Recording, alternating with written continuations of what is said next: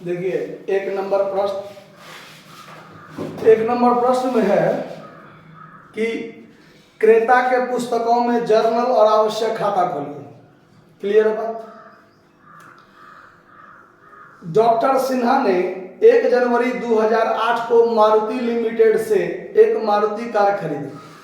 मेरे पास पुराना वाला बुक है, आप लोगों के पास नया बुक होगा तो उसमें 8 के बदला में 10, 11, 12 कुछ भी दिया रह सकता है, 21, 22 कुछ भी दिया रह सकता है। तो डेट मेंशन आप लोग क्लियर कर लीजिए, बाकी सवाल सब सेम है। ठीक है। डॉक्टर सिन्हा ने 1 जनवरी 2008 को मारुति लिमिटेड से एक मारुति कार क्रय की। रोकड़ मूल्य 1,12,000 है। क्रय किस्त भुगतान प्रणाली पर हुआ है। प्रसंविदा पर हस्ताक्षर करते समय 12,000 रुपया दे दिया। इसके बाद 3 वर्षों तक प्रति वर्ष 40,000 करके चुकाए हैं। ठीक है। अब कहता है कि 10% वार्षिक की दर से ब्याज लगाइए और ह्रास जो है वो 20% वार्षिक दर से घटती हुई शेष पद्धति पर, यानी रिटेन डाउन वैल्यू मेथड से क्रमागत ह्रास विधि से ह्रास लगाना है। 3 साल का है। अब देखिए किस्त की राशि में ब्याज शामिल है, ऊपर में कहा भी है लेकिन परीक्षा में तो कहा नहीं रहेगा, तो आपको पता कैसे करना है। तो कैश प्राइस 1,12,000 है और 40,000 का 3 किस्त दिए तो 1,20,000 ये हुआ। अब 12,000 डाउन पेमेंट दिए हैं तो 1,32,000 हो गया। तो क्लियर हो गया ना, 1,12,000 के बदला में हम 1,32,000 चुकाए हैं। तो फिर इसका मतलब क्या हुआ कि हम हर एक किस्त की राशि में ब्याज शामिल करके पेमेंट किए हैं। तो अब इसका कैलकुलेशन करेंगे कैसे, देखिए कैलकुलेशन ऑफ इंटरेस्ट। ठीक है। जैसे हम लोग हायर परचेज सिस्टम में करते थे उसी प्रकार इसमें भी कर लेना है। कैश प्राइस,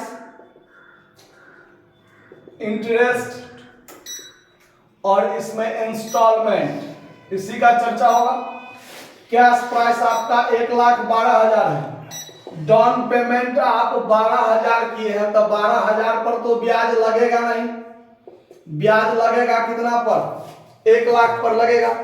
1 जनवरी 2008 को खरीदे हैं यानी साल के प्रथम दिन, तो साल के अंतिम दिन 31 दिसंबर 2008 का ही प्रयोग होगा। तो 31 दिसंबर 2008 को आप ब्याज लगाइएगा। 1,00,000 पर क्या प्रतिशत ब्याज लेता है? 10% के दर से ब्याज लेता है। तो 10/100 कर दीजिए तो ब्याज की राशि कितनी? 10,000 और आपका किस्त है 40,000 का। 40,000 में 10,000 ब्याज का है तो कैश प्राइस कितना होगा? 30,000। इधर घटेगा कितना? 30,000। बचा कितना? 70,000। अब 31 दिसंबर 2009 को, 1 साल बाद, 70,000 पर 10% ब्याज लगेगा तो ये कट के बचेगा 7,000। फिर 40,000 का किस्त है, उसमें 7,000 है किस चीज का? ब्याज का। तो 33,000 कैश प्राइस का होगा। इसमें से 33,000 घटा दीजिए, बच कितना गया? 47,000। अच्छा 37,000।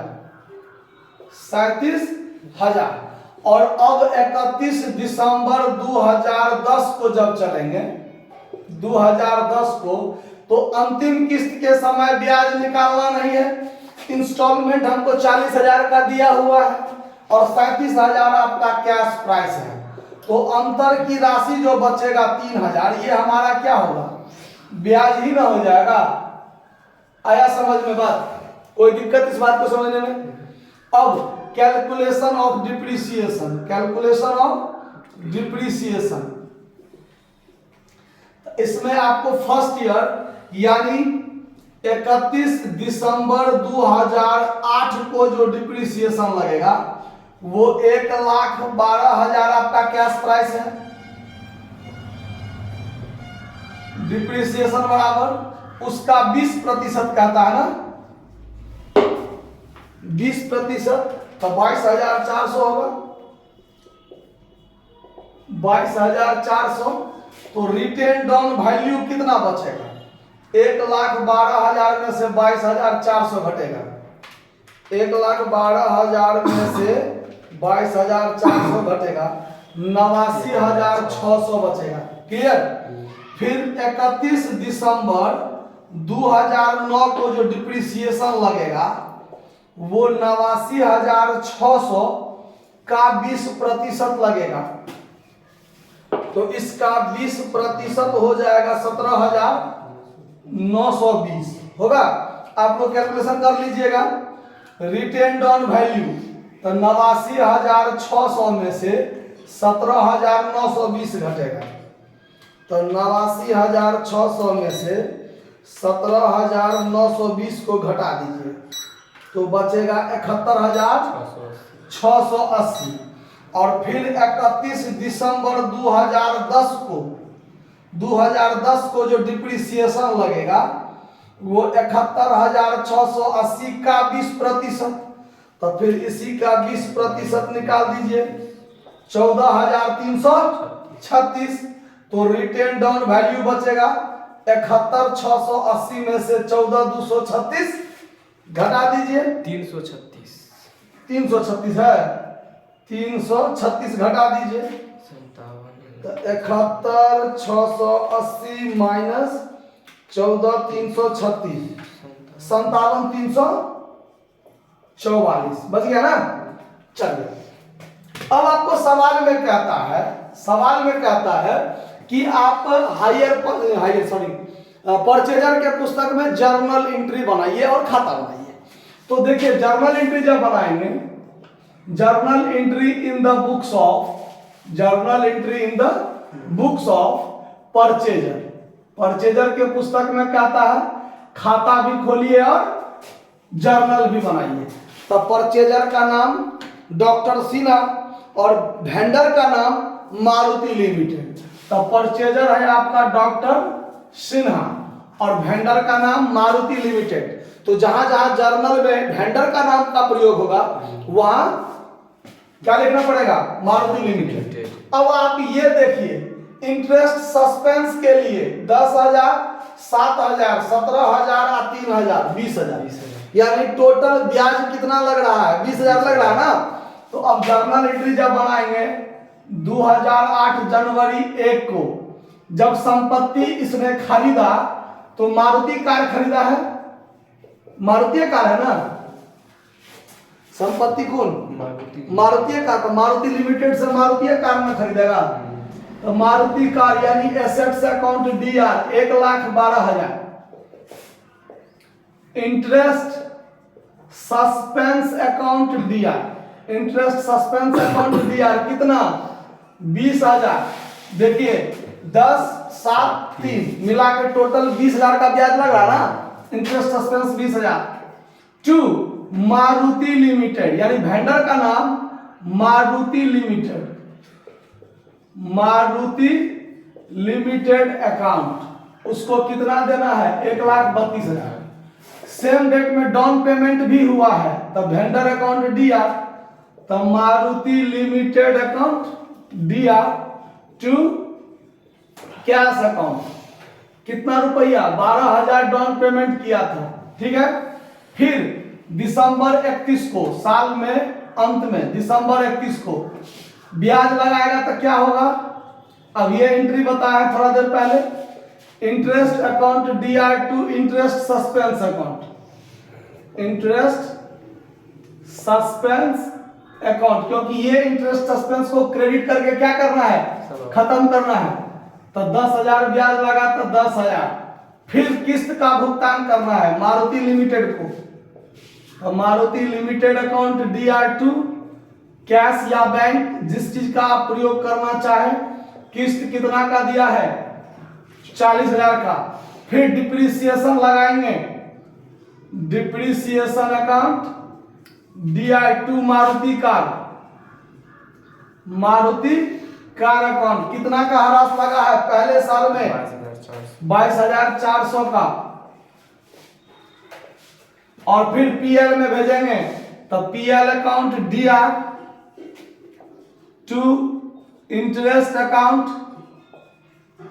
और to depreciation account, to depreciation account. Interest है 10,000 और 22,400 क्या है डिप्रिसिएशन, तो जोड़ के हो गया आपको 32,400। तो ये हो गया आपके फर्स्ट ईयर का। ठीक है, अब इसको आप लोग नोट कर लीजिए, आप लोग स्क्रीनशॉट ले लीजिए। फिर इसके आगे जो है हम सेकेंड ईयर सबका बताते हैं। देखिए फर्स्ट ईयर का एंट्री क्लियर है आपका। अब सेकेंड ईयर से एंट्री हमको कुछ नहीं करना है, आपको ज्यादा लिखना पड़ेगा, हम सीधे इसमें थोड़ा थोड़ा सही कर देंगे, हो जाएगा। अब सेकेंड ईयर से क्या होगा, तो ये 4 एंट्री ही बनेगा, ब से ब्याज, क से किस्त, ह से हरास, ल से लाभांश। मतलब संपत्ति खरीदने वाला एंट्री और किस्त वाला एंट्री, डाउन पेमेंट वाला एंट्री, अगले साल से ये दोनों एंट्री नहीं बनेगा। आया बात समझ में? तो अगले साल से यानी 2009 में ब्याज लगाएगा तो इंटरेस्ट टू इंटरेस्ट सस्पेंस, ब्याज कितना 7,000, तो ये हट जाएगा। अगले साल ब्याज है 7,000 तो इंटरेस्ट टू इंटरेस्ट सस्पेंस 7,000। फिर किस्त का भुगतान, तो मारुति लिमिटेड टू कैश, किस्त तो 4,000 का है, ठीक। Depreciation to Maruti car, entry वही होगा और दाम बदल जाएगा, 17,920, 17,920, 17,920। अब पीएल में जाएगा तो ये दोनों भी बदल जाएगा, एंट्री तो सेम होगा, इंटरेस्ट होगा 7,000 और ह्रास कितना है 17,920, मतलब 17,7 24,920। क्लियर हो गया बात? अब इसी में 2010 का हम करेंगे। देखिए आप लोग स्क्रीनशॉट ले लिए होइएगा। 2010 में हमको कुछ नहीं करना है, बस यहाँ काट दिए 2010। अगले साल ब्याज कितना का हो गया है, तीसरे साल में ब्याज हो गया 3,000, ये ठीक हो गया। Maruti limited to cash, down payment कितना का है, सॉरी किस्त कितना का है 40,000 का, तो 40,000। हरास कितना लगा है, तो अंतिम में हरास लगा है 14,336, 14,336, 14,336। और फिर ऐसे ही यहां बदल जाएगा 3,000 ये और 14,336, तो 17,336 एंट्री बनकर क्या हो गया, तैयार हो गया। अब इसके बाद हम देखते हैं खाता, खाता कैसे बनाएंगे। तो खाता बनाने के लिए जर्नल तो आपके दिमाग में कंठस्थ रहना चाहिए, अगर जर्नल नहीं कंठस्थ रहा तो फिर क से कष्ट हो जाएगा। ठीक है, अब देखिए सबसे पहले कौन सा खाता बनाएंगे, वेंडर अकाउंट। तो परचेजर के पुस्तक में वेंडर का खाता सबसे पहले बनाना है। देखिए वेंडर अकाउंट, वेंडर अकाउंट बनाएंगे। जर्नल कंठस्थ रहना चाहिए, जर्नल अगर दिमाग में नहीं रहेगा तो फिर दिक्कत होगा। DRCR सबसे पहला परचेजर के बुक में जो जर्नल होता है, assets account DR to vendor, तो वेंडर है क्रेडिट में, तो क्रेडिट से शुरुआत होगा। तो 2008 जनवरी 1 by motor car, by motor car account कितना, तो आपको 1,12,000, 1,12,000 याद कीजिए। बाय इंटरेस्ट सस्पेंस यहीं पर क्लियर था, बाय हाँ मतलब motor car account DR, interest suspense account DR to vendor किए थे ना कि नहीं किए थे, देख लीजिए आप लोग, स्क्रीनशॉट लिए होइएगा, उस पर देख लीजिए। By motor car by interest suspense एक के बार किए थे 20,000, वेंडर का दाम टोटल हो गया 1,32,000 हो गया ना। अब 1,32,000 में से धीरे धीरे खाली पेमेंट करना है और कुछ नहीं। तो 2008 जनवरी 1 को एक तो आपने डाउन पेमेंट किया था 12,000 का, फिर आपने दिसंबर 31 को किस्त का पेमेंट किया होगा, जो आपका इंस्टॉलमेंट होगा कितना का 40,000 का। जो बच गया टू बैलेंस CD कितना बचेगा, तो 80,000। कितना बचेगा? 80,000। 2009 जनवरी 1 को उसी 80,000 को आप बाय बैलेंस क्या कर दीजिए? बीडी 80,000। अगले साल से हायर वेंडर को क्रेडिट नहीं किया गया है, एक के बार क्रेडिट हुआ है ना। अब सीधे आप उसको किस्त का पेमेंट करते चलिए। अब यहाँ पर ऐसे परचेजर भी हायर परचेजर वाला में, हायर परचेज सिस्टम में हर एक साल बाय इंटरेस्ट तब किस्त करते थे ना, वैसा नहीं करना है इसमें। 2009 में दिसंबर 31 को सीधे आप टू कैश अकाउंट 40,000 का पेमेंट कीजिए, बात खत्म। क्योंकि बाय इंटरेस्ट सस्पेंस एक के बार लिख दिया गया है कि इतना उसको ब्याज देना है। अब बार बार ब्याज लगाने की जरूरत नहीं है। 40,000 हो गया। फिर इसी डेट में जो बच गया टू बैलेंस सीडी 40,000। फिर 2010 जनवरी 1 को बाय बैलेंस बीडी 40,000, बात खत्म। इस 40,000 में से 2010 दिसंबर 31 को टू कैश अकाउंट 40,000 का पेमेंट कर दीजिए, बात खत्म। मतलब बाय मोटर कार एक के बार कर दिए, 1,12,000 देना है। बाय इंटरेस्ट सस्पेंस 20,000 देना है, 1,32,000। अब हम पेमेंट किए, डाउन पेमेंट किस्त। अब अगले साल ब्याज लगाने की क्या जरूरत है? हम तो एक के बार उसको क्रेडिट कर चुके हैं, बस बार बार खाली पेमेंट करना है, सीडी बीडी करते जाना है। समझ में आ गया? नोट कर लीजिए। इसके बाद आपको खोलेंगे एसेट्स अकाउंट। तो एसेट्स अकाउंट देखिए कैसे खोलाएगा।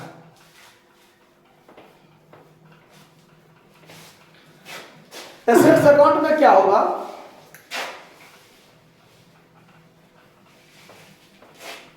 देखिए, अब यहां खोलेंगे मोटर कार अकाउंट।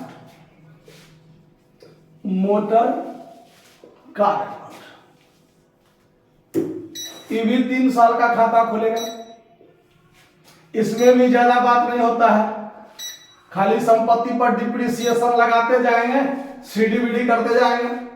तो 2008 जनवरी 1 को टू मारुति लिमिटेड अकाउंट। इससे पहले जो वेंडर अकाउंट बनाए थे तो वेंडर के जगह पर मारुति लिमिटेड आप लोग लिख लीजिएगा, थोड़ा मिस्टेक हो गया, छूट गया। तो टू मारुति लिमिटेड 1,12,000, क्योंकि 1,12,000 संपत्ति लिए हैं। 2008 के दिसंबर 31 को खाली डिप्रिसिएशन लगाएंगे। कितना डिप्रिसिएशन? 22,400। फर्स्ट ईयर में जो बच जाएगा वो बाय बैलेंस सीडी हो जाएगा। 1,12,000, 1,12,000 और 22,400 घटा के 89,600 बचा है। 89,600 ये हो गया आपका बाय बैलेंस बीडी। फिर 2009 में जनवरी 1 को क्या करेंगे? यहाँ टू बैलेंस बीडी 89,600 और 2009 दिसंबर 31 को बाय डिप्रिसिएशन अकाउंट। दूसरे साल में देखिए डिप्रिसिएशन कितना लगा है? 17,920। जो बच जाएगा बाय बैलेंस सीडी, ज्यादा कुछ है ही नहीं, 89,600 जो बच गया by balance CD. By balance CD कितना बचा है? 71,680। फिर 2010 जनवरी 1 को टू बैलेंस बीडी 71,680। 2010 दिसंबर 31 को फिर लगाएंगे बाय डिप्रिसिएशन अकाउंट। कितना? 14,336 और जो बच जाएगा बाय बैलेंस सीडी 71,680 जो बच गया बाय बैलेंस सीडी। कितना बचा? 57,344। कोई दिक्कत इस बात को समझने में? अब इसके आगे इंटरेस्ट सस्पेंस अकाउंट बनाना है, इंटरेस्ट अकाउंट बनाना है और डिप्रिसिएशन अकाउंट बनाना है। तो पहले आप इसको नोट कर लीजिए, फिर देखते हैं। देखिए, अब यहां पर इंटरेस्ट सस्पेंस अकाउंट बनाना है। Interest suspense account. ऐसा करते हैं, सबका फॉर्मेट एक के बार बना लेते हैं। इंटरेस्ट अकाउंट, ये सब हल्का हल्का होगा। और यहां डिप्रिसिएशन अकाउंट, डिप्रिसिएशन अकाउंट।